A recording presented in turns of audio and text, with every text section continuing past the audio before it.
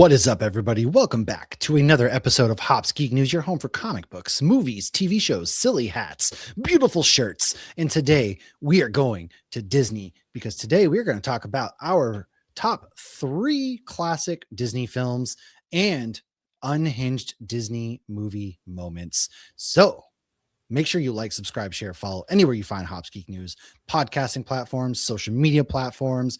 We are all there. We typically go into a quick, this is our beer of the week. If you love Epcot, that's your kind of right up your alley. And then we go into some news. We talk about what we're reading or watching lately, and then we hit our main topic. So without further ado, I am enjoying a nice Treehouse sap. You won't find this at Epcot, but you will find it in the beauties of New England. It's a great, delicious IPA, one of their staples. I've got my fancy, nice little Roosevelt's Disney shirt on. I'm ready to go. I am actually having Disney withdrawals right now. Carrie and I were talking. We're like, listen, we need to book another Disney. We almost booked a last minute Disney trip this weekend because we're like, we need to go. We got the itch. But it's real. The withdrawals are real. And it's like, you don't even have to do much. You just need to like be in the park. And then they're like, I don't need to do anything. I can just sit there. Like I'm holding a spot 6 hours early for the parade, but really I'm just enjoying the moment. My Crocs are starting to get a little worn on the bottom because I've had them for so long that I think it's time to get the new springtime ones when they're out. So I got to get to Disney. Maybe a February trip's due. We'll support that. But new Crocs? Of course you can. No, I can't. I have standards. Yes, okay, so I'm drinking a Treehouse too. What? Wow, that's crazy. I just got this on my trip up to New England. Yeah, you saw snow. I did. I saw a lot of snow. Like I saw enough snow that it was like Elsa was there snow. Like to the point where we had to yell at Josh because every time he'd get in the car, he'd tell us what the temperature was, and we're all like, "Shut up!" Because did you spill your beer?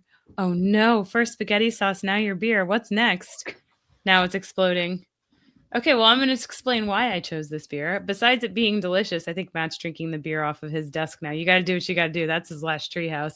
But also, one of my favorite movies, he just soloed me for those just listening. One of my favorite Disney movies is Tarzan. And Tarzan lives in, he doesn't live in a treehouse anymore. His parents were murdered in a treehouse by that, like, leopard. Sakar? No, I forgot what the name is. Oh, I need to rewatch the movie. Anyways, that's what I'm drinking. Treehouse is always fantastic. This is called Days. It is an American IPA at 6.9%.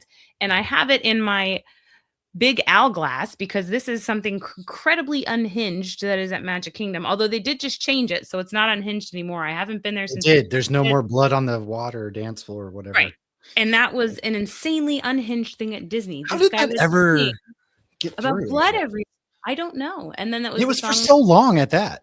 Yeah, it was a Country Bear Jamboree. And then also, it wasn't even just singing about the blood. There was the 3 sisters that sang all the guys that turn me on. Oh, yeah. So real quick tangent, if I may. We have been going through and watching all Disney movies. Not we as in me and Lauren, but, my wife and I. My wife. And so we started from, if we're including the Hollywood pictures and Touchstone pictures, 837. So.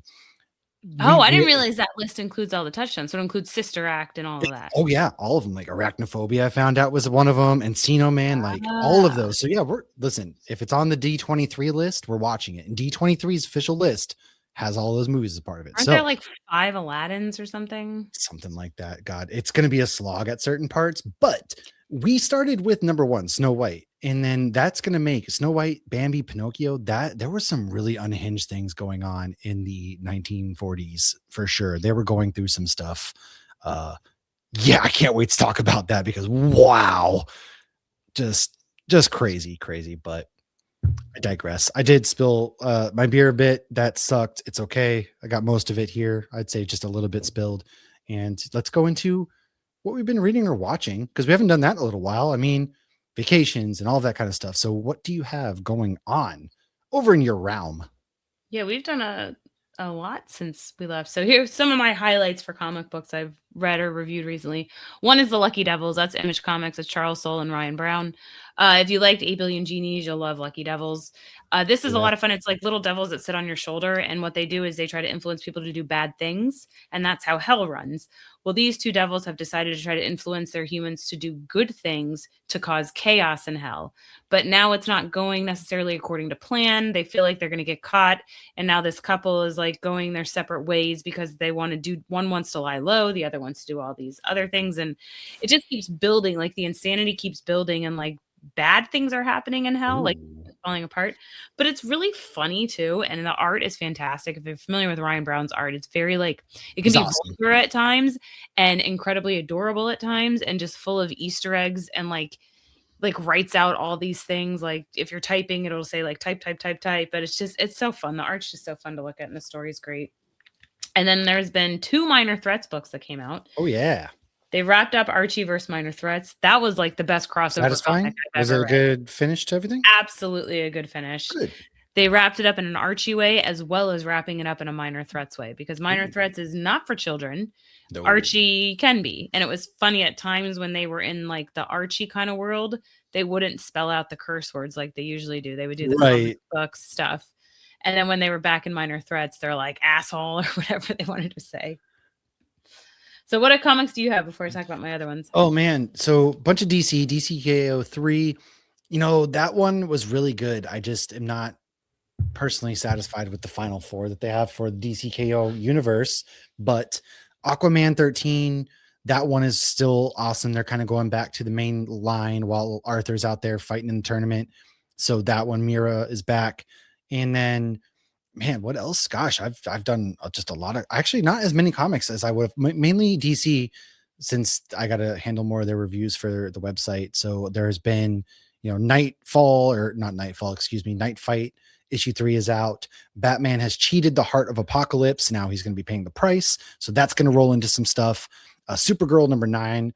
That was funny. I was kind of talking to you about the panel where they're going to New Year's Eve party, and it's a dry New Year's Eve party, and Lena's not happy about that. So there's a drunk Supergirl, and it's kind of funny because, again, every issue Sophie Campbell introduces some sort of life lesson, and there's a lot of emotion, a lot of heart, and a lot of just understanding friendships and relationships, and it kind of ends also in a surprising way at that. And then, aside from that, that's kind of all I've been really reading. Redcoat hasn't been back. That comes about the 21st, so next week. But haven't gotten to really read a whole lot because I've been watching a lot of screeners. That sounds like a first, like, oh, look at me, screeners. But Night of the Seven Kingdoms, that is now out, first episode. So I got to watch the first 6 episodes of that. It's the Game of Thrones show where it takes place 90 years before Game of Thrones, and it takes place like 70 years after House of Dragon. And it's really good. It takes Sir Duncan, the knight, the tall, I should say, because he's a very tall knight, about him and his squire Egg. I can't tell you any more than that, really, other than there's some really excellent camera work. It's a very good series. It's a lot more lighthearted, I felt, too. And it has its moments of, very heaviness, like Game of Thrones would kind of expect. But it doesn't feel like a Game of Thrones show at the same time, which I think works for this. The Targaryens are still in power just because of the time period we're in. But episode 5, what I can say is some of the coolest camera work and some of the most wincing moments happen in episode 5. And that episode goes so crazy. They do some first person POV moments from some aspects that just really were sick. So that show has been really, really stellar. Are there any familiar names in it? Like, will you meet like somebody Baratheon? Some Targaryens. That's kind of it. If you're familiar with Game of Thrones lore, there's some Targaryens. I can't say anything else because there's specific things they ask you not to say, and I'm not going to be that person. Right. So I'm not saying that. But if you have read, this is a book by George R.R. Martin. So if you've read Sir Duncan, the book, can write all these spin-offs, but can't finish the main series. That was trust me, that was my first thought. Anyways, Shrinking, I can't say anything about that, but season 3, get ready. You're going to love it. And then The Pit continues to be really amazing. I saw the first 9 episodes. The Pit is really just, there's a reason why. Episode. Did you like it? Yeah, it was good. I mean, I don't love hospital dramas, but everybody kept saying this was different. I don't either. It was like, I didn't feel great last Friday. So I was like, well, I guess I'll put this on. And yeah, I mean, I enjoyed it. I'll keep watching it. Josh has interest in watching it, so I have to wait for him to watch the first episode Oh, now. But Carrie's all about it. We're going back and rewatching season well, one because I haven't watched season I one. I loved Noah Wiley in ER a million years ago. It's fair. Yeah, I mean he's great in this show, and season two, and I've seen the first 9 of that. This show, it is really good. I'm not hospital stuff, like gross, ew, gross guts things, but they do an incredible job, and it really does captivate you with the way the characters act. And I didn't know that Taylor Dearden was the daughter of Bryan Cranston. I had no idea. I was like, what? Yeah. So that was cool. But I did see Anaconda. I did. Anaconda. Okay. That movie is my love language. It was so good. People are hating on this movie, but I got it. I got exactly. Think it was going to be some profound thing, even though Baby Got Back was in the freaking trailer. They thought it really does pay homage to the 90s, J-Lo Anaconda movie. They reference that movie a lot, actually. And the whole premise is them reshooting Anaconda because Paul Rudd is a failing actor and got rights to Anaconda. And so that is the whole premise, is they're going down there because it was supposed to be Paul Rudd and Jack Black. They've grown up together, used to shoot films together. Their dream was to go to LA and make it. And that didn't happen, of course. So they're going down to Brazil. Steve Zahn, amazing. This movie's so funny. I laughed a lot in this movie, and I got what I wanted, man. I wanted to just shut my brain off for a couple hours and just have fun in the movies. And I recommend watching this. On the comedy scale, this was a 4 out of 5 for me. I love this movie so much. So screw you guys if you don't like it. That's just like your opinion, man. That's just like your opinion. So I also read Geiger. Geiger's getting really good, and all you Redcoat fans need to catch up on Geiger because there's about to be some stuff going on. Just at me next time. I know. I did at you. I texted you about it. I emailed you about it. I told you about it. Some books. I did a book review for Nerd Initiative. I read a book called The Frozen River. It's not the type of book I would normally read, but more than one of my friends, like my group of high school friends that still lives in South Florida, does a book club. So I decided they're like, no, you're going to like this one. So I did read this one and I liked it. It was good. It's called The Frozen River, and it is about a midwife in the 1700s, but it starts with a dead body in the river. And nobody seems sad that this person suddenly died because he had been accused of rape recently. And so the murder mystery kind of unfolds through the tellings of this midwife and all these like babies she's delivering in this town. Right. And what I didn't know that's really cool, like at the end, you do get to find out all these things, and there's more mysteries wrap up and you find out what's going on and all this stuff is happening. But at the end, I find out this was a real woman and this was a real thing. And so 75% of the story was based on this actual midwife's diary. And I was like, oh, that's really cool. And one of the things that's interesting here, you'll like this, is the midwife, her husband, is friends with Paul Revere. You may have heard of him. What? No way. That was the guy who said that he didn't like Sam Adams or something. He wouldn't drink his beer. I don't know. He was shouting something in the middle of the night. Like, dude, shut up. We're going to sleep. Did he say, I have 2 pints of Sam Adams, but I'm working on 3? I think he might have said something like that. Like, come on, man. It's middle of the night here. Okay. We don't even have running water. It's 1700s. Jesus. But it was a good book. I actually did a review for that on Nerd Initiative because most of my reviews are Stephen King or Star Wars or Supernatural. So I liked that. So it was really good. And it felt like a quick read because it sucks you in immediately. I mean, when you're like, oh, there's a dead body in the river, you're like, oh, why is there a dead body in the river? I am intrigued. Color me intrigued by this dead body. Most of the time when they do the book club, they're like, yeah, you're not going to want to read this. I'm like, okay. I watched the show with John Hamm's meme thing with where he's dancing. The ooh, whatever. You haven't seen a billion of those memes where people. I know the meme, but I don't know what show it's from. I'm going to be honest. I'm not well versed in John Hamm. Is Your Friends and Neighbors on Apple. It came out in May. I've heard good things. So John Hamm is newly divorced. And it starts off with he's laying next to a dead body, but we don't know why. You and dead bodies. Jeez. It sucks me right in. Jeez. Oh my God. I love John Hamm. I fell in love with him as Don Draper. So seems like it's one season. Josh and I watched it together. We both enjoyed it. It was very interesting. And I'll leave it at that. So you'd recommend it though? Yeah, absolutely. Oh, and then when it got to the meme, I'm like, it's coming. It's coming. So I was excited for that. So that's what I've been reading or watching. Well, shoot. Let's roll into some news real quick, such as number 1, HBO Max. HBO has announced season 3 of The Pitt. So no big deal, but that's been announced. Season 3, they are saying it's not going to take place over holiday. I don't believe you.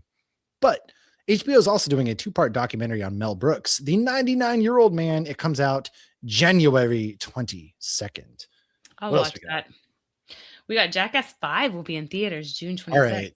So I will be seeing this. I mean, yeah, but I think they're actually bringing back some old footage. Like I think they paid Bam Margera for some old footage to put him in the movie, is what I read. But if they're doing any new stunts, these guys are too old. I mean, we haven't heard that they're dead, so Yet. Maybe right. they're doing everything live. Maybe they've been keeping. Have I seen Johnny Knoxville since they maybe filmed this? I haven't. Do I ever see Johnny Knoxville? Am I looking for him? No. But have I seen him? Also no. Did you watch the Jackass Shark Week last year? Was it last year? It might have been 2 years ago. I don't think I did. Maybe I did. I don't know. I don't think I did. Yeah, one guy got bit. Snake. I don't know no snakes. Oh, It was, yeah. Chris Pontus, was he the one that got bit? I don't remember who it was. Right. It wasn't one of the original ones, but it was interesting because like I've never seen the demeanor in a Shark Week episode change so instantly, like do a complete 180. Like you saw the first aid guys like immediately like they're like, oh god, everything. I mean, yeah, shark bite. Wow. And then the guy came back the year later and said like he had to have multiple surgeries on his hand. It's like one little bite like can mess you up. Drugs, not even once, kids. Not even once. Well, speaking of drugs, these Stranger Things fans must have been on drugs because they really thought they were getting a real secret season series finale. When no, okay. I had somebody even try to tell me today, did you know they're making a season 6? I was like, no, they're not. Shut up. God, no, guys. But they are making a season 16 of Supernatural. No, you almost had me there. I'm not going to lie. All right. Well, there was a Stranger Things documentary that's out. I have not watched it yet. It is called One Last Adventure. It is on Netflix now. Have you watched this? I haven't. Really? I think it just came out today. I watched it. Came out the 12th, so I guess yesterday. Oh yeah. When we're recording this, I haven't watched it. I'm not in any. I don't care to watch it. I'm going to be. I'm sure I will watch it with Brielle, but I have not. Yeah. All right. Well, House of Dragon will end with season 4. I think that's fine. I fell off that show personally, so I don't really care. Like I'm sure people care, but watching it. I know what happens, and then also that's the one show I just couldn't get into because of all the Game of Thrones stuff. So it's fine, but I will recommend A Night of Seven Kingdoms. As somebody who was so out the door on Game of Thrones, that show is going to be worth a watch. But that's all we got for news. We are going to roll into our main topic. Are you ready to go through those magic arches, those magic whatever it is, to talk about our top 3 favorite classic Disney films and most unhinged moments? There's a lot of unhinged moments. So it is time. It is. We're going to go ahead and talk about, when we do our top 3 Disney films, we'll go 1 for 1. I think that's a good idea. Starting from 3 to 1. Let's do that. 3 to 1. I like it. Let's do and that. I did add some fun facts because we are loving fun facts. So I added just a couple of fun facts. Predominantly into my number 1 has a lot of fun facts. I apologize for that. So would you like to give us your number 1, or sorry, your number 3 Disney film that for you? It's no wonder that her name means beauty. Her looks have got no parallel. Yes, it's Beauty and the Beast. I would have guessed that, honestly. So I had to think about it because it was kind of hard. I wanted to go Lilo and Stitch. I wanted to go Little Mermaid. I wanted to go Moana. It was really hard, wasn't it? Yeah. Right. I knew my top 2 immediately. And honestly, I knew my number 1 immediately, but I had to take Nightmare Before Christmas out of it. I wasn't going to do because that's I was curious about that because I was sitting here wondering why is this not in there, but I'm proud of you for that though. Yeah, well, I mean, the holidays are over. We've done multiple episodes on Nightmare, so I was just like, let me just focus on a break. I mean, they released it under Touchstone Pictures, so I'm doing just Disney. And so, yeah, 1 and 2, I absolutely knew immediately. They've always been my 2 favorite Disney movies or classic Disney movies.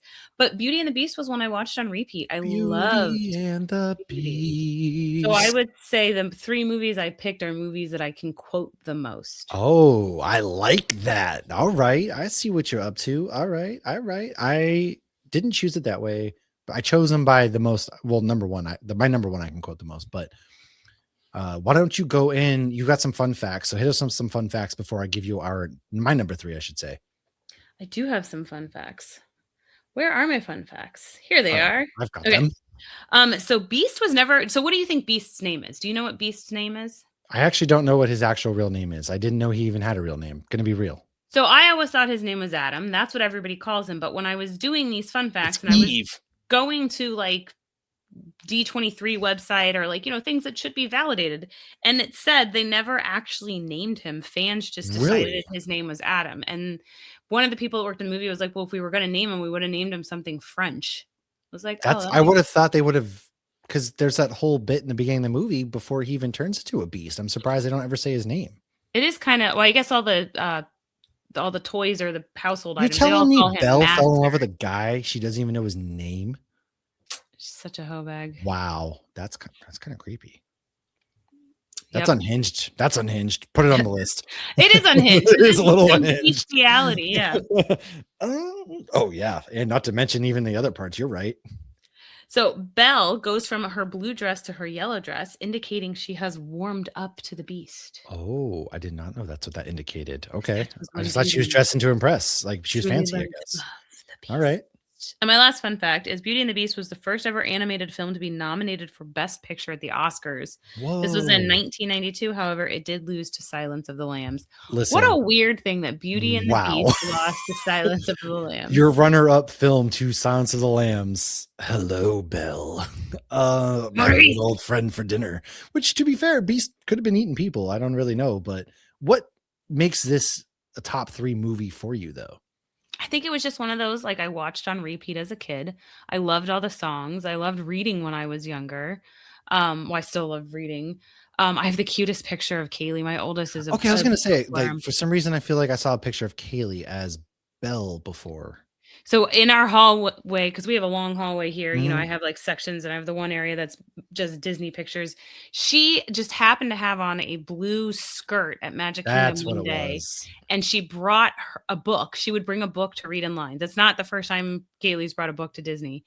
And the Belle area had just opened with Gaston's fountain. And I was like, you're sitting there and you're going to pretend to read for a second, and I'm going to take a picture. And I framed it. And if you ever do the Belle thing at Magic Kingdom, you get a little bookmark that has Belle on it. And I put the Oh, that's so bookmark in the cool. frame. So it's super cute. But no, I fell in love with, Aladdin was almost a runner up. So I feel like this is one of the movies that's timed with my child. Aladdin. Okay.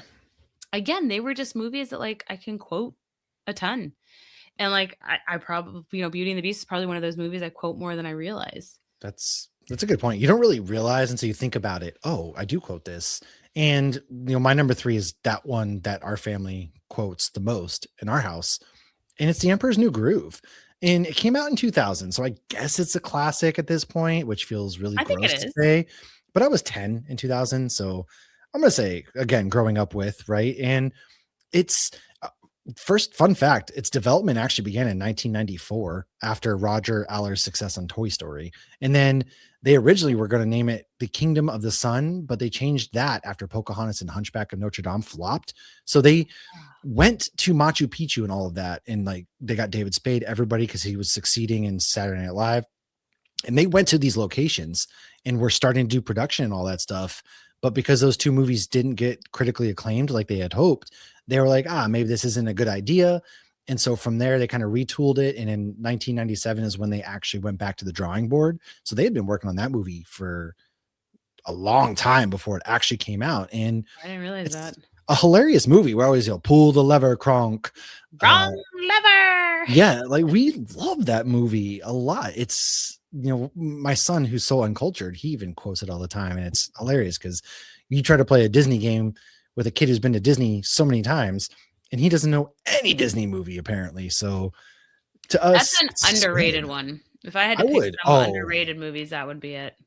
Or would be on there. I've never seen anybody say that they didn't like it, because when you mention Emperor's New Groove, everybody's all of a sudden, oh yeah, I love that movie. But I think like I didn't watch it when it first came out. I didn't watch it for years. I think not until like the kids. I was with Lilo and Stitch. Honestly, I didn't watch that because I was in my teenage years at that point. 2003. Ooh, edgy teenager. Okay, you were 13. But to be fair, that was a time when I was turned 13. My cake was Lion King. Okay. Hey, I was doing, but for me, like I thought about Finding Nemo because I really love that movie and I always quote that movie. But Emperor's New Groove, man, it's so like, long dark waterfall behind me. We're gonna go right down it. Bring it on. All that kind of stuff. Was it big sharp rocks at the bottom? Yeah, like it's just so hilarious. It's got John Goodman in it too, and it's got Putty. What's Putty's name in real life? Oh God, Kronk, whatever Kronk stands for. yeah. What's his face? I forget. What the hell is his The name? voice in Soren. He's in a bunch of stuff. Yeah, he's in a lot But of he'll stuff. always be Putty is the first thing I think of You from know, Seinfeld. he's great. This movie, it's John Goodman, David Spade, Eartha Kitt, Patrick Warburton. That's who it is. So Mm. Patrick Warburton, but yeah, Cusco is awesome. Eartha Kitt. I thought isn't Eartha Kitt a singer? She was born in 1927. She was an American singer, songwriter, and actress, and she was What? known for her highly distinctive singing She's in style. Santa Baby? Is that her? Oh, is it? I I don't don't know. see I'm that like, list. She actually starred as Catwoman in the third and final season of the TV series Batman in she sings the 1967. Santa Baby song. Yeah, so I that's had her. no Yeah, idea that was her. That's so she's cool. Yzma. Yeah, yeah, yeah. I had Oh my gosh. so it is That's a just fun fact. so good. I love it. I love it. So that's kind of why I picked that for number 3. Now, number 2 is not an animated movie, but it is a purely Disney movie. This isn't Touchstone. This isn't Hollywood. This movie is none other than the Mighty Ducks in Oh, 1992. quack, quack. Okay. I'm proud. This is good. Pacey. Love him. Yes, so fun fact, actually, Jake Gyllenhaal turned down the role of Charlie. He was originally wanted to be Charlie. He couldn't have played a Charlie the way Pacey played. Oh no, Gordon Bombay, Emilio Estevez. If you've ever seen Night at the Roxbury. And so this movie, I watched it all the time as a kid. It was so good. I loved those jerseys. I had the coat. I had like the champion starter jacket coat of the Mighty Ducks. I feel like every kid in the 90s probably had one, but either that or Charlotte Hornets. And this movie had the old guy Miami who Dolphins. He always talked he was a toy maker or whatever he was, talking to Charlie. But yeah, this movie was awesome, man. It's a feel-good movie of sports, and I loved the second one as much. But Mighty Ducks 92, that movie was my childhood. It's when I got into hockey, actually. Loved that movie. I grew up in Florida. I did not play hockey. I never had any desire to play hockey. Didn't ice skate. We didn't live in the snow, and we still loved that movie and watched it all the time. Wasn't there 3 of them? Because I remember. Yeah, the D2, the Mighty Ducks, because that's when they go to the Olympics. Yeah, the Olympics. Yeah, they play Iceland, and he's like, first of all, we need to do a Winter Olympics movie discussion because I have some thoughts on that one. That's a Cool Running. Super illegal. Well, Miracle, Cool Runnings, D2, the Mighty Ducks. I'm sure there's some others, but Tanya, wasn't that movie was good. Margot Robbie, but they do a highly illegal move where they change Goldberg, the goalie, and Kenan Thompson gets into the goalie gear and does a knuckle puck from the freaking blue line, which is all of this is illegal. All right. So that medal should have been stripped from Bombay. I'm sorry. But then, D3 was them in college. And of course, he was like the cliche lawyer who got in trouble, and he's so rich. And what is his license plate? It says something like "lawyer up" or whatever. And he's in the limo and all that, and he's too good. But it's like drive on the ice. He gets a shot. Ma'am. I know the ice is thick enough. It's ridiculous. And steals Charlie. He becomes Charlie's stepdad.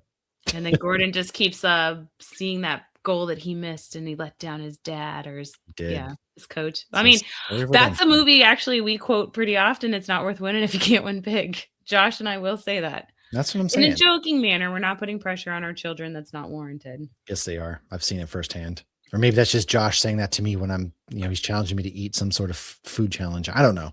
What's your number 2? Challenged me a lot. My number 2 is Tarzan. Oh, good pick. Really good pick. Oh, that came out a year before Emperor's New Groove. So that makes, Came out in 1999. And so I was in high school when this came out. I was 15 when it came out. Is that right? I feel like that's right. Okay. So I was 15 when it came out. Yeah, I was about to be 16. It was the summer I turned 16. And I saw this. We're talking about this recently. I saw this twice in the theater in high school. 2 times I gotcha. And with 2 different boyfriends. So I loved it that much. I saw it with Scott, and then I saw it with Ben. And I still have all my toys from Tarzan. Actually, my high school boyfriend, Ben, worked at McDonald's, so he got me all the McDonald's. I had all the toys from McDonald's, but I wish this one might be Burger King. I don't know, but I have one of those. I remember having the toys too. There was one like I still have. I think there's a couple pieces missing, but I still have it. It's like a giant treehouse thing, and you push a one button, and Tarzan slides down, and then he hits Kerchak, and Kerchak goes like this, That's and it's a Rosie O'Donnell whole too. I always forget Rosie thing. O'Donnell is in that movie as well. Like the voice cast is pretty good. This is a good movie. And how Yeah, can we? and Mini Oh my Driver. God, Phil Collins on Oh, the soundtrack? Are you kidding me? Is this the best Disney soundtrack of all time?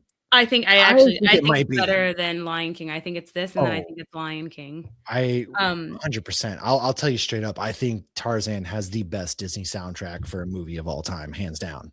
I mean, yeah, I had this CD. I still have this CD somewhere. This was with the "You'll Be in My Heart" was like the song I You'll be sang to Kaylee. in my And heart. then you know what they did at Kaylee's high school graduation? They played that song, and Oh, so you bawled. I was pissed. I was pissed. How do you not? High school graduation, your oldest is graduating, then they hit you with the Tarzan and song. Oh, Phil Collins.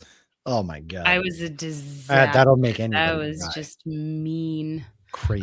So I have some fun facts, and some of them are Ooh. about the songs. Because yeah, that soundtrack. I mean, you even got In Sync on there, "Trash in the Camp" and everything. Yeah, this is such a good soundtrack. Hands down, yes. I freaking love the soundtrack. Okay, so some of how Tarzan moved through the vines and trees was inspired by Tony Hawk. Keep in mind it was 1999. What? You can But see it when he slides down like he's grinding yeah, on. Yeah. yes. Ugh. I used to, and if you like go through like my notebook from high school, like half the pictures are drawings of Tarzan and Kerchak and yeah, She and has a type. Tansar. I have a type. Lexi made a comment when we were in high school about him being attractive. We're like, he's a cartoon. But then again, all the boys were like, So, Ariel was so hot. So yeah, see, come on. all right, so this is from the D23 website. Quote, the filmmakers' desire to integrate the tree surfing Tarzan into sweeping jungle backgrounds led to the development of a 3D painting and rendering technique known as deep canvas, a term Ooh, coined by artist engineer Eric Daniels. This technique allows artists to produce CGI backgrounds that look like traditional paintings, according to art director Daniel St. Pierre. Following Tarzan, deep canvas was utilized in such films as Atlantis, The Lost Empire, good movie. and Treasure Planet. In Treasure 2003, Planet is. Oh, why didn't I put that on my list? I'm stupid. it's not too late. But It is. Disney received an Academy Award for this technology, which you can see it. And I think that's one of the things I love about this movie is just how beautiful it looks. Like every scene is just like Oh, it's it's very gorgeous. well done. Yeah, absolutely. But to go into Unhinged, It holds the up too. movie does start with the corpses of Tarzan's parents and that poor little They baby gorilla love. getting murdered by Sabor. Oh, they love murder Sabor killed in the Disney. parents too. I mean, you just see like bodies laying in the corner. It's like, holy Yeah, Disney, they don't hold back on the murder. Oh man, they are all about we're gonna crush your soul, but we're also gonna bring you uplifting stories of right. But don't worry, the mom gorilla who just lost her baby is gonna raise the baby she's boy. totally fine. She's But I mean, like, you cool. hear the baby, like, crying, it's getting eaten by Sabor, and then Oh the my mother God, I don't even crying. remember that. I must have blocked that out It's just at the like very Bambi. beginning. It's, which, the no I can't words wait to watch describe Tarzan a now. Oh my mother's God. tears, and it's Glenn Close Jesus. Oh my voices God, the mom, Disney. Kala. Jesus.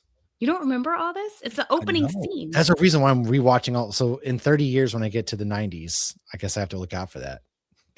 I mean, they did sequels to Actually, it a lot too. of the Disney movies early on are like an hour long. So I really thought this, I don't know. We'll see. Is it going to take me less time to watch this than it did Supernatural? We'll find out.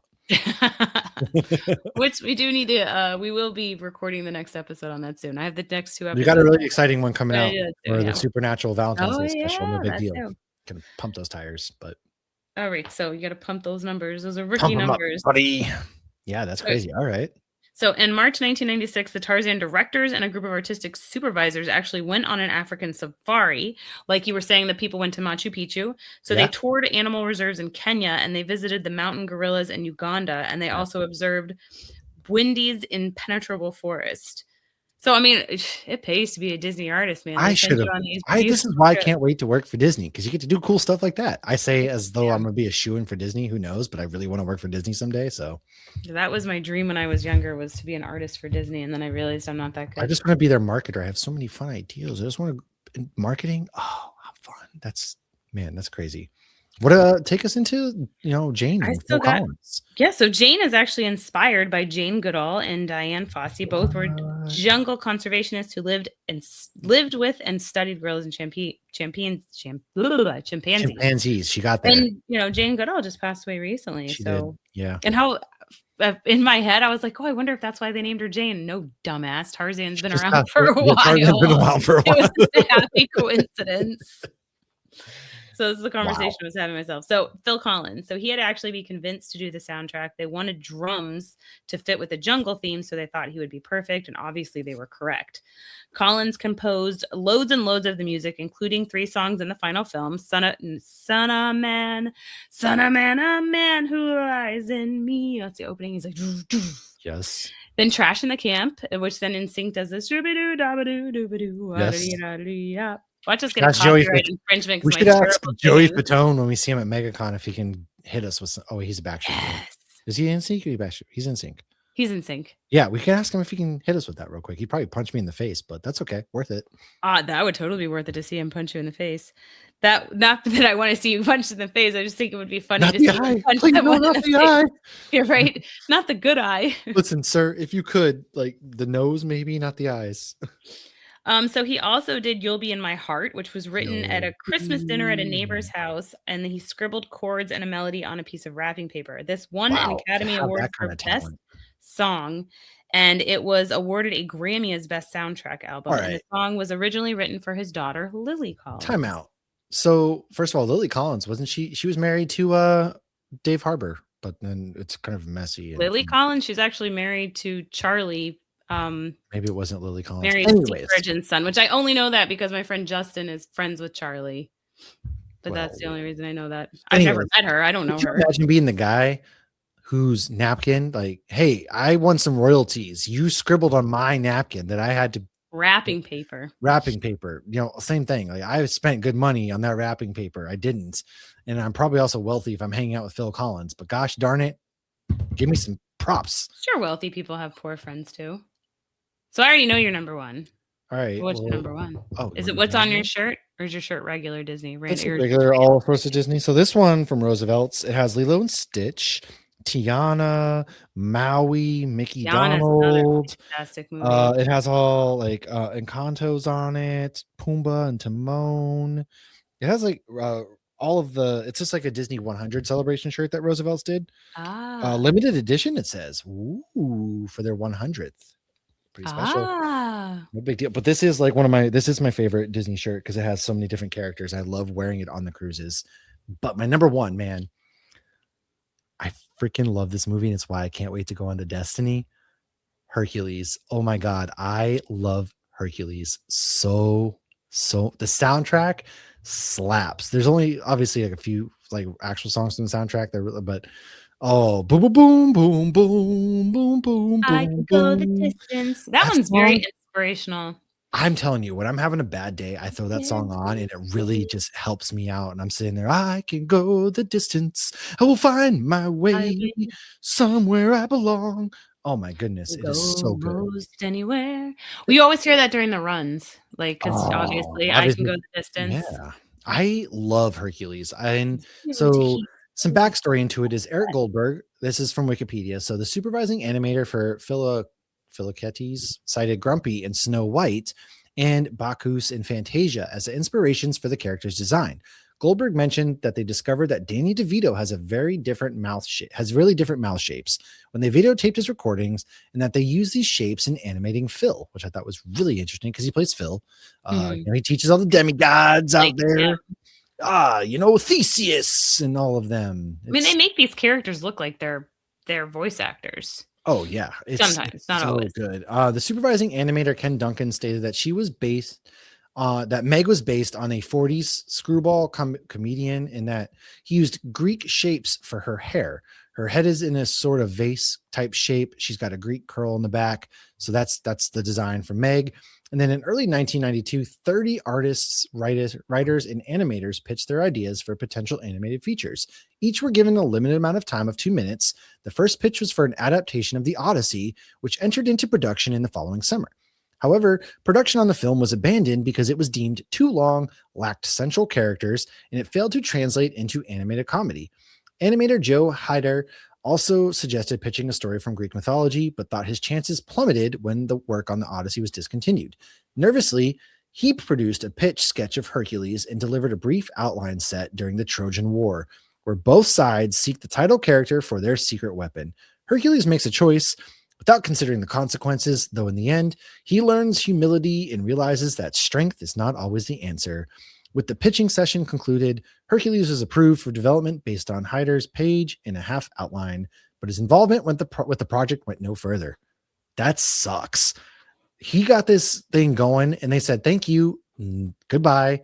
That's tough, but that's business. And this movie stands out. I quote this all the time. This is the number one movie I quote, whenever Hades, I know, I know, you've said it.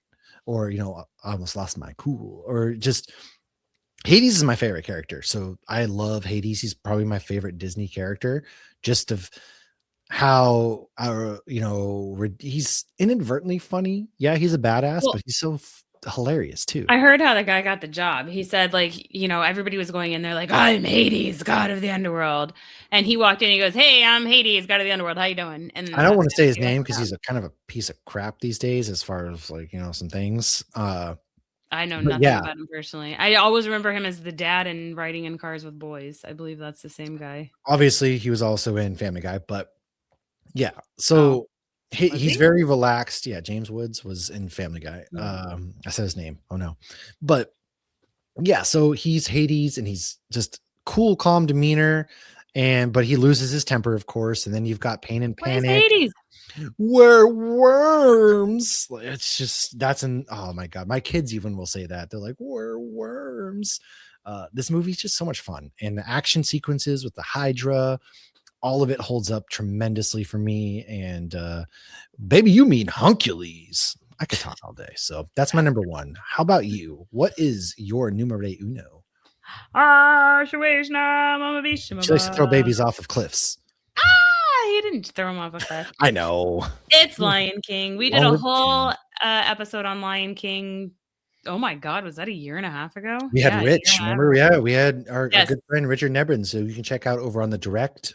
Check his stuff out. Big fan of his. So we did that in June 2024 because it was the 30th anniversary. So we went deep into that. That has always been my all-time favorite movie. I freaking love that movie so much. I can quote that movie almost like when you see the things like if you could quote one movie and it would save your life, what movie would you pick? Like it would be Lion King. Like the kids won't even put it on if I'm in the room because I just start annoying them because I can't. I mean, I could stop, but I just choose not to. It's fun. But yeah, I love it. Soundtrack's great, story's great. I don't know. I think because it came out, like I remember seeing it in the theater. I was 10 years old when I saw it in the theater, and I just vividly remember that experience. I remember the art. I remember the story. I remember thinking like, wow, this is really intense with Scar and Mufasa. And then all the teachers were obsessed with that movie. So it came out. I was going into 6th grade. So it came out the summer between 5th and 6th grade. And I remember in middle school, my art teacher having us watch it and pointing out things like, look at Nala's tongue, how she's drinking the water. Look at how they did the art. And then, of course, when Mufasa died, she goes, she went into the hallway. She's like, I'm going to step outside while you guys watch this part. And you're like, oh, there's kids for the first time seeing it. You're just like, oh my God. No, everybody had seen it. But like, I remember my English teacher one day we walked in, we're like, can we just watch Lion King instead? And she's like, sure, whatever. I don't care. Because we had the same teachers 6th, 7th, and 8th grade. So they were like accustomed to, because it was like, they knew you guys. Yeah. Yeah. It was like the gifted program. So we were in one hallway. Yeah. Got you. Yeah. Yep, we were special. But everybody was like so obsessed with The Lion King when it came out. And I don't remember any other movie being like that where the adults and the kids were really into it. And I'm still looking at all my toys that I've had since the 90s. It's like if I got $20 for Making Straight A's, I spent it on Lion King toys before I ever saw it. It's a great movie. It holds up. There's a reason why it's, they've done so many live action, and Lion King 1.5, which was really well done. And so good. Lion King 1.5 is phenomenal. Honestly, it really is. Yeah. So it does hold up. And I do love the Lion King. I really do. It's got some like the way that they have these animated, like the lions fighting each other, when Scar, and there's so many allegories for other things, especially with the hyenas and Scar's over watching them, and that creepy with the green flames and the boom, boom. And then Scar goes, Jeremy Irons, who is such a silky smooth voice, he goes into his rendition of his song, and it's a small world after all. No, anything but that. I really, and then Timon and Pumbaa, they call me Mr. Mr. Big. I Big. love those Ah! booms. It's such a good movie, man. It really holds up. I don't blame you for that one being your favorite at all. I also feel like there was like the movies were starting to get celebrity voice actors. So Oh Lion King yeah, was yeah. first, like you had Robin Williams and Aladdin and whatnot. But Lion King was a pretty stacked cast, and also I was a big fan of Jonathan Taylor Thomas, and he was Baby Simba. JTT and Matthew Broderick and And yeah, yeah, James Earl Jones from The Sandlot. Like that was, I didn't know Jeremy him as Irons Snoopy too, when I Silky was little. Smooth. Yeah, Yeah. But I only have a couple fun facts because we did a whole episode on you it. did. You did. So this was actually supposed to be a chill, low-key Disney film with Pocahontas being the big one the following What is year. chill? Then they did the Circle of Life scene, and when they did that whole scene and it was like boom, and it says The Lion King, they're like, well, now you have to make the rest of this movie as amazing as this opener. And so that changed the whole plan for the movie. And I actually vividly remember seeing that trailer in the theater. I don't remember what movie I was going to see, but I remember watching that trailer, and I remember the whole screen going boom, and it just saying The Lion King, and me being like, what the hell is that movie? I can't wait for that movie to come out. Right. So my only other fun fact is Jim Cummings. We know him as Winnie the Pooh. Yeah. Tom from Off the Cuff Tom on Nerd Initiative interviewed him at New York Comic Con. That was a phenomenal interview. You should go check that out on Nerd Initiative's YouTube. So he voices a ton of people, Tigger and all sorts of people. But he also did the voice of Ed, and he did the gopher who reports to Zazu with the morning report. He also filled in for Jeremy Irons as Scar on the very end of Be Prepared because Irons threw his voice out while recording the song. So Jeremy developed vocal problems while recording, and Cummings said, quote, so the producers asked me to come in and replace Mr. Irons, sing the last third to Be Prepared in his place, end quote. Ooh, So Jim Cummings also plays Scar. Look at him. that's exciting. And yeah, no, I can't say it enough. I didn't really care for the live action ones, but I see what they're doing with those. That might be an unhinged moment for me, but yeah, no, these were our top three. I love talking Disney movies. So do you want to talk our most unhinged Disney moments? We've got some on here, especially on the early Disney days, since I've been rewatching some of these. Why don't you go ahead and start us? The unhinged moments I feel like have changed. They have. There's a lot of getting drunk. Like, did you watch Dumbo yet? I have watched the old version of Dumbo of 1941. I have. Yeah, so he gets drunk in that and like hallucinates with the elephants on parade. Oh, that's right. He does. There's a lot of like drinking out because Pinocchio has that too. Pinocchio, they get drunk and turn into jackasses. So Pinocchio was 1940. I almost wondered if Yeah. that was like supposed to be a life lesson to like boys, was like, don't drink and do drugs or you will literally turn into a jackass. Oh, yeah. Well, that's right. Well, because like, so this Pinocchio obviously has, human trafficking. Geppetto sleeps with a gun under his pillow. He's got a kid now. Geppetto smoking a pipe in bed. Jiminy Cricket is thirsting after every piece of booty that he sees. Like he bumps into that wall. Go back and watch this and watch Jiminy Cricket. That dude sees a girl and he gets real like, oh, There's hey. no conscious. No, Mr. Jiminy Cricket is a horny little devil. Okay. Like this man is on, and then the cuckoo clocks. There's one of drinking, and then there's one of a kid being spanked, and the cuckoo clocks are all unhinged themselves. Like this movie is straight crazy. It's Remember ridiculous. Mrs. Jumbo spanks the kid for making fun of or for Oh, teasing yeah. Dumbo. Also, can we talk about the fact that like Dumbo's not his name? It was like Jumbo Jr. or something.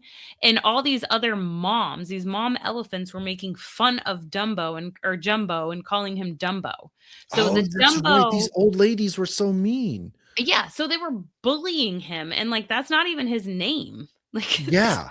And then Dumbo. but like first of all, the storks were bringing them, and it's funny that like the stork is struggling with, carrying a giant elephant, but like it I don't know why it was so funny to me that a stork and the song in the beginning and everything like that was just crazy. But yeah, like these old women in Dumbo were just absolutely roasting this newborn baby. Like I get babies aren't cute when they're newborn, but damn, did they have to do that in front of the mom? It was just That was so so brutal. But yeah, there's just a lot of getting drunk. Yeah, but I took notes on Pinocchio. I like to take notes on these, so we're kind of as I'm making these things. So Pinocchio has, this goes back in the 1800s, but yeah, the cuckoo clocks have animals being killed. So there's a turkey getting its head cut off. There's an alcoholic, a child being spanked, and then, like I said, Geppetto strapped at all times. And one thing I did actually realize between watching some of these, so "Whistle While You Work" from Snow White appears in Pinocchio and the That's not Reluctant Yin Yang Dragon. Twins. No, unfortunately, it's not. But it does show up in Pinocchio, and it also shows up in the Reluctant Dragon, which I just watched. So fun fact Oh, there. and in Hercules, Scar's in Hercules. Oh He's yeah, the that's right. rug. So they did that a Ooh, a lot little in Easter egg thing the would be fun to do. 90s. Yeah, I Yeah, love that. Yeah, like Beast is in Aladdin. He's one of the little toys yeah. the guy's playing with. But yeah, you see Scar got made out of a rug or turned into a rug. Oh, that's right. I do want to jump down to Bambi real quick because there's a couple things. Bambi, I put this at the very bottom, my two that I added. Bambi, first and foremost, this movie's set up to be this. Like you start the movie, I oh my like god, Bambi. you like this movie is so dark. Oh my god, everything's beautiful, but then Bambi and his mom are But starving to death in the winter because they can't find food. And then they go out and Bambi's mom gets shot. The dad just shows up and he's like, "That's life. Let's go." And you I've gotta never watch the sequel. You find out more okay. about what And Bambi and then his dad do. Thumper and Flower just dip out and they're getting some tail. Like I love Flower. Flowers You over here, like Flower if Flower's my you favorite want character. to. I love Uh, Flower. and then like the forest, there's a whole allegory to Bambi and Feline getting it on through imagery, and then the forest begins to burn down because the hunters show up. But before the forest starts to burn down, there's pheasants, and they all go to hide. And then the one pheasant is like, "I gotta go, man!" Panics, flies out. You hear a gunshot. Then the pheasant drops with a thud on screen, and I'm like, "This is a kids movie." Oh, what the hell? It's crazy that this is there's so much death.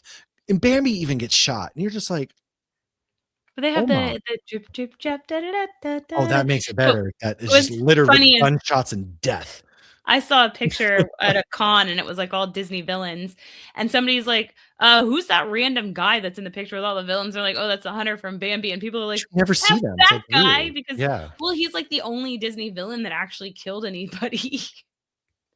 Bambi's I mean, mom, the I poor feel like pheasant there's with got to be something else, but like none of the other oh, villains, to they my don't knowledge, no, like because yeah, no, like they don't. Gaston ends up kind of killing himself, although the hyenas do kill Scar. The queen in Snow White, this is pretty unhinged. She ends up killing herself because she climbs up to the cliff. The cliff collapses.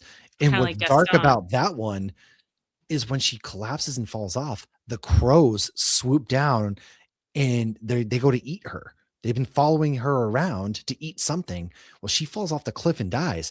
These crows eat her body. Also, I just thought about this too. Bambi's mom gets shot. You know what I'm thinking about? Bambi's mom gets killed and then somebody eats her. Yeah. That's crazy. Remember there's scene in Supernatural where Bobby makes a comment about how the boys never wanted to go like hunting. And they're like, we don't want to shoot Bambi. And Bobby goes, you don't shoot Bambi, you shoot Bambi's mom. And they eat her. Like that's messed up. Of course. Besides like the crows swooping, that's crazy. You know what? And you probably like view from these like Wow. family that was like starving, and finally dad brings home venison, I and know. they're I able to would have love to venison that see night, like and they're the so hunter's point of happy. view on this. Like, oh my god. Oh And my meanwhile, god. all these people who eat meat are like, F that hunter, he killed Bambi's Like mom. you killed Bambi's mom, but like I know I'm eating a burger. But for me, I'm like, I'm not going out and like I would hunt if I had to for food, but I'm not gonna go out and hunt. I don't know. It's No, I would be a different, I vegetarian. guess. But yeah, it's so If unhinged. we had to Oh my make our god. own food, I would definitely be a vegetarian, but I would find a goat and I would learn how to milk a goat because I love goat cheese so I do much. love goat cheese. I get this blueberry goat cheese. It's delicious. Mm. Just so good. But yeah, all right. What else do we got here? I mean, Peter Pan. Peter Pan, yeah. So Peter Pan, for one, Tink is straight up a bitch. Let's Yeah. just Oh, call it what there's it a is. reason why we don't like Tink. Tink is a villain. All right. She belongs in the villain crew. She Hands literally straight up. tries to kill Wendy. But what's interesting is when they did like the Tinkerbell movie and like all these other things, they made her so sweet and nice, and like I feel like they had to try to redeem her because Oh, so yeah, many it's kids Julia love Roberts. Tink. Yeah. Oh yeah, Julia Roberts. Hook. That's Yeah. Hook. Julia Yeah. Roberts played her in Hook. Yeah. Oh, I yeah. was thinking of the cartoon Tink, where like she first becomes born and you see her that she's a Oh, Tinker yeah. fairy, and Yeah. then they Yeah. have all the other fairies and stuff. But yeah, she's nasty in Peter She Pan. sucks. But at one Peter point, Pan also kidnaps kids, but uh, so Captain Hook, though, so one of the lines, because when Kaylee was a baby, they were still, we didn't have Disney Plus and I didn't have cable, and they would release the movies. I don't know if anybody remembers, you couldn't just go out and buy a Disney movie if you wanted to buy No, it. you had to wait for the vault and all that stuff. Yeah. So they would be like coming out of the Disney Vault for the first time ever on Disney I Blu-ray or remember whatever. those. And so I would always buy those. It would be like Kaylee's birthday or whatever. So like I have Yeah. Bambi. Bambi's one of them I I bought. had them all on VHS and stuff too. Like I remember all these. Yeah. This is So a core memory actually. Yeah, I have Bambi on DVD and I have Peter Pan on DVD. And I remember it being on and me hearing Captain Hook talk about trying to get Tinkerbell to trick Peter Pan into something. And he says, a jealous woman can be tricked into anything. And I was like, what the? Oh, okay. Like, that's some unhinged level crap right there. Like, All that's right. some misogynistic stuff that I would be shocked if It's I real heard creepy. in There's a lot a of, like, children's I was movie. gonna say there's a lot of like human trafficking allegories in these early movies between Pinocchio and Peter Pan, and Poor Mr. Smee, though. He's not a bad guy. He just Smee's wants to just there. make He's in a people bad happy. situation. All right. He couldn't And get out of a bad I situation. don't think he sees like this what's going on. Like he seems like he wants Peter Pan to be happy and he wants the Lost Boys to be happy and he wants He Captain Hook just to wants be their happy. happiness. He's just like a nice dad. Yeah. Uh so I mean, Sleeping Beauty, I don't really remember Sleeping Beauty too much, to be honest with you, but the dad getting drunk along with the jester musician and they all pass out, So like Sleeping Beauty is a terrible movie. Sleeping Beauty has zero character development. You'll find out when you it's get also there. really creepy that the whole premise of these movies are teenage girls getting kissed by a much older man, but Yep. So the scene in Sleeping Beauty, the two dads, Prince Charming or whatever yeah. his name is, Matt, and Aurora's dad are like, they're excited. Their kids are going to get married. And, the kid's been being raised by fairies all these years to hide her from Maleficent. And the two dads are literally getting drunk together, but they keep spilling wine and it like falls in like the jester musician's guy's instrument. And by the end, all three of them are drunk and the jester musician is like passed out under Yeah. a table, like completely passed out drunk. And It's just like, as a why kid, you don't is realize this what's going on, No, you have no idea, but it's like, why is this in here? Why is this this didn't need to be in here. No, it didn't. Just just like in Toy Story 2, where Jesse gives Buzz, a That ball. was good, He though. gives him a Woody. So, yeah, she gave Buzz a Woody. So, yeah, when Jessie goes to let the dog out and she does a little flip or whatever, and then we were talking about this, I think, when we talked our Santa Claus episode with Kat. Oh, yeah. That kind of stuff, though, I don't know if it's unhinged. It's more just funny that only grown-ups get. Oh, I mean, it's like Shrek. If you go back and watch Shrek, for example, like the amount of just insane adult things in Shrek it's just crazy. Yes. What's the one they say something about he likes getting and they're like, hey, and it sounded like he was gonna say head. Yes. Yeah. Oh, wash your hands, wipe your face. But so God. they do something like that in Cars too, similar to Oh Toy yeah, Story. they flash their headlights as though they're flashing Lightning McQueen. Yeah. Yes. Yeah, two of the cars flash Lightning Just McQueen. crazy. Oh my God. And then you do have the Good Dinosaur. I didn't really care for this movie, but Arlo and Spot. So the dinosaur and the little boy eat spoiled fruit and then they go on a nice little acid trip. So, crazy trip. Yeah. It's like that movie came out in 2015. That's much newer. There's no excuses for being the 40s and 50s at that point. Yeah, this is 2015. That's crazy. But I mean, crazy. Logan laughed at that part because it was silly. And then it can't be worse than Mary Poppins giving the kids medicine when there's nothing wrong with them. And she's supposed to be a nanny. Like, she's drugging these kids up. She had enough of these kids. And giving them a spoonful of sugar. So you're getting diabetes and unnecessarily medicated. She's hyping them up. She's giving them an upper and a downer. Oh my God. So Aladdin, remember when Jafar kisses Jasmine and Jasmine's like 15? Again, really strong underage because Snow White also was like 16 and she's just cased up in the woods with these 14. She was young, and then there's that prince that just comes strolling around and then he just suddenly kisses her despite not really knowing her. Like, that's why I will say the one thing that the live action Snow White did well was they actually gave those two a bit of a backstory, so it was a little less creepy. But Aladdin, Jafar is old. He real old. Yeah, Snow White and Aurora and Sleeping Beauty, they're not fleshed out character-wise at all. It's absolutely insane. I mean, they're still like, because they're nostalgic and it's pretty, and I'll still regularly be like, this is make it pink, make it blue. Yeah. Beauty. But it's terrible how like not it is stupid. They're it so just stupid. Sleeping Beauty's real stupid. Okay, it so yeah. Hunchback of Notre Dame. They have a whole song where they sing Hellfire. This whole movie is really Hellfire, kind of weird and unhinged. Like, they make fun of a deformed hellfire. guy, first of all. Yeah. Like, this dude's got disabilities, and they are harsh to this guy. And It's the kinda one messed guy's up. basically calling Esmeralda a slut the whole movie. He's Yeah, calling her a gypsy, but he also was like trying to get with her at the same time. yeah. Brielle watched it recently because when she did the Dare to Dream performance, one of her songs was from Oh, Hunchback. right. And she put it on and she's like, "What is this?" And I'm like, "I told you it was I haven't seen crazy. that I one in so warned you." long, but I remember that movie being like, "What are we doing right now?" I mean, the one guy even says he's going to send somebody back to hell where it belongs. It's an unholy demon. I'm sending it back to He's talking about hell. Quasimodo. Oh, is that who he's talking I'm about? pretty sure he's talking about Quasimodo. He might be. But yeah, he says Ah, some nasty things to Esmeralda, who's voiced by Demi Moore. yeah. Well, and then, The Fox and the Hound in 1981, there's Oh, a it's couple so of sad. besties, and And then they have them like they're going to kill each other. I don't even really know if it was unhinged. It was just like a moment that I it was just more of thought like, of. "What It are was we like, doing, Disney? it Whoa." was just so sad. And then when she Yeah. tries to leave Todd in the forest, oh, it's so sad. So Fantasia, take us through Fantasia, because I just watched Fantasia 1940. The one I Mhm. remembered was Fantasia 2000 because they wanted it to be the first Disney movie in the new millennium. So that's why Fantasia 2000 came out when it did. They Oh, dropped, yeah, they wanted to be the first Disney movie or the first movie or whatever in the new millennium. So that's why we got Fantasia 2000. But yeah, this movie has a lot of creepy and weird moments. The yeah. 1940 version. It's still fun to watch. Like I used to put it Oh, it's on when beautiful. Kaylee was a baby because it would have like the classical music Oh yeah. on, and that was supposed to be like good for babies or whatever. So this is straight from the Disney Wiki because in Fantasia, I'm just going to focus on the part where you have a devil like come out of hell. So you have Chernabog. So Chernabog is a demon featured in the Night on Bald Mountain slash Ave Maria segment in Disney's 1940 animated feature film Fantasia. He's actually based on the god of the night in Slavic mythology.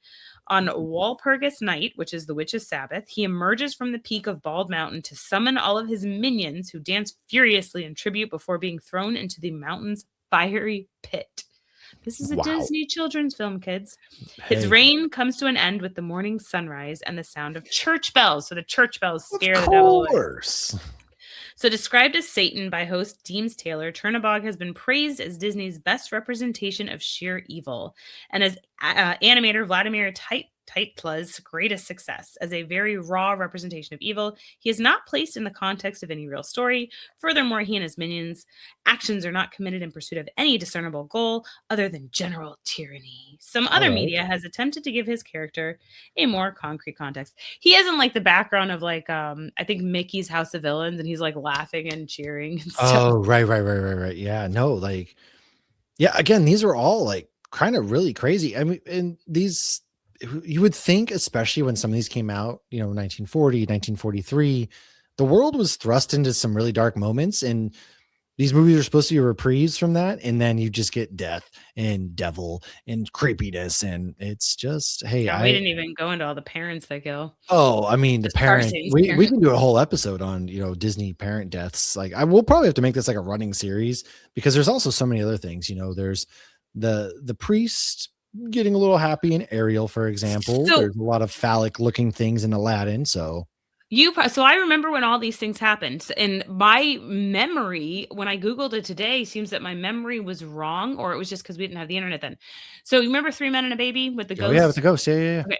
So I remember pausing that and rewinding it and being like, "Oh, there's a little boy, there's a little boy."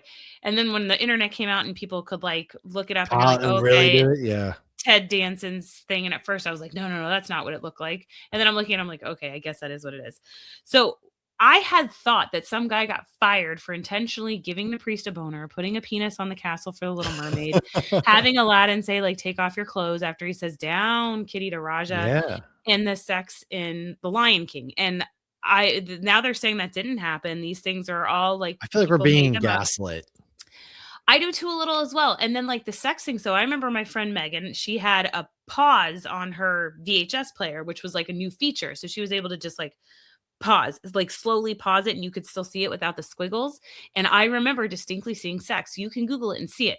Well, apparently they're claiming it was SFX, and it was an Easter egg to like the special effects department. Oh, interesting. So I guess believe what you want to believe. All right. But I, in my little kid memory, like the guy came out and apologized, or didn't apologize, but like got fired and admitted to doing it. And then I remember thinking though, like Beauty and the Beast was in the middle of that. Why didn't he do anything in Beauty and the Beast? Did we just not find it? Yeah, that it is interesting to think about too, because there's so many things, especially with the internet available, that we remember, and then you go back and was I misremembering? I'm convinced that they just took these parts out. I really am. We just made our own. I mean, I think if you watch The Lion King on Disney Plus, I actually I don't know if it's still on there. I could pull it I up don't know. really easy, We'll have to take a look, but it was without a doubt on the VHS. yeah. Without a doubt. We'd have to take it, review the tapes. The tapes, yes, release the files. And so that is our Disney episode. We went through our top 3. We went through some really crazy unhinged ones. Go ahead and let us know maybe your top 3, or go ahead and let us know some unhinged moments that, yeah, we definitely missed, because I'm sure there are so many more out there. And as I continue to watch these movies, I'm sure I'm going to find more moments like this. So let us know. We'd love to do it, because we're big Disney nerds here. We're Disney adults. I need a Disney trip ASAP. But other than that, make sure you find us everywhere. Appreciate that. Lauren, do you have any final thoughts as we wrap it up? A dream is a wish your heart makes. It is indeed. It is funny for Pinocchio also being such a creepy movie that they play that song when the fireworks go off too at the. And it's emotional. It is. It really is. I feel no emotion during Pinocchio when it happens, but anyways, go ahead. Let us know your favorite moments. Let us know your most unhinged moments, and we will see you guys next week. I don't know. With Wonder Man. Oh my God, it is Wonder Man. I was going to say. I think it is. Oh my gosh, I got to start researching that. I haven't read a single Wonder Man comic. I got to start reading Wonder Man comics. Oh God, we're off to research. We're off to Unhinged. We're off to Disney. We're going to Wonder Man. We'll catch you guys next week. Peace.